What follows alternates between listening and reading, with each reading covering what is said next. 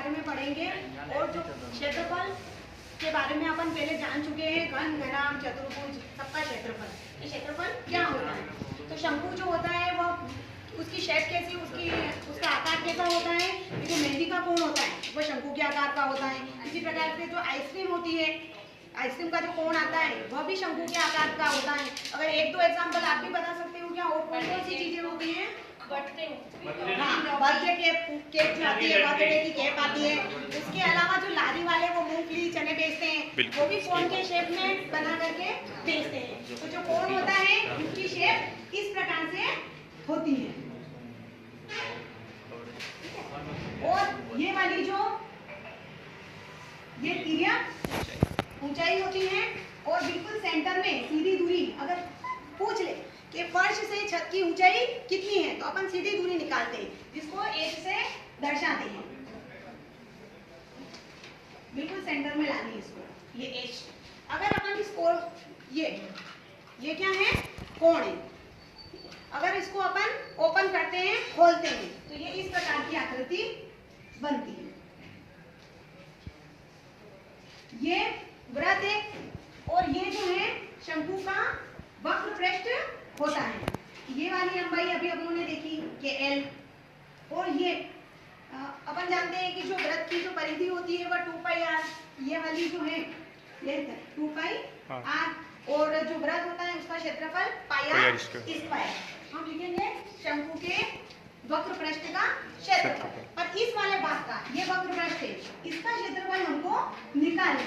तो अगर अपन इसको मोड़ देते हैं तो ये त्रिभुज का शेप ले लेता है। तो हम जानते हैं कि त्रिभुज का क्षेत्रफल क्या होता है? आधार इंटू ऊंचाई। त्रिभुज का क्षेत्रफल बराबर 1/2 आधार इंटू ऊंचाई। आधार कितना है? इसमें ये हमारा आधार मानेंगे 2πr, और ऊंचाई क्या है? h। ये 2 से 2 कैंसिल, l, तो 2 से 2 कैंसिल हो जाएगा, कट जाएगा और बचेगा πr l। तो ये जो वक्र पृष्ठ है इसका क्षेत्रफल क्या आया? πr l। तो ये शंकु के वक्र पृष्ठ का क्षेत्रफल लिखेंगे। ये हो जाएगा शंकु के वक्र पृष्ठ का क्षेत्रफल हो जाएगा πr l। और वृत्त का क्षेत्रफल क्या होता है? πr square. अब शंकु के शंकु का संपूर्ण पृष्ठीय क्षेत्रफल 2πr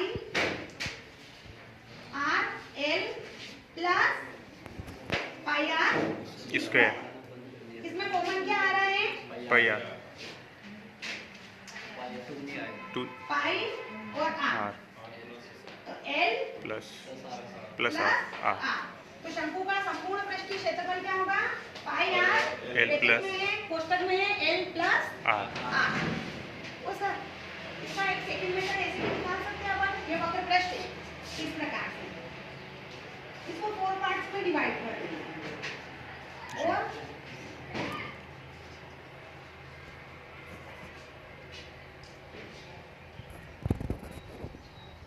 इस प्रकार से रख देंगे इनको।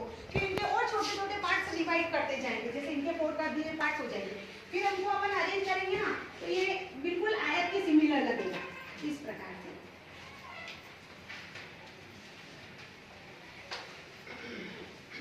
बिल्कुल छोटे छोटे पार्ट्स करेंगे तो बिल्कुल आयत की शेप ले लेगा। और ये जो है इसका क्या था? 2πr, तो ये πr इधर हो जाएगा। फिर इसी के पार्ट्स किया उन्होंने, ये πr इधर हो जाएगा, ये l हो जाएगा। तो अपन आयत का सूत्र भी लगा सकते हैं, लंबाई प्लस चौड़ाई। तो πr l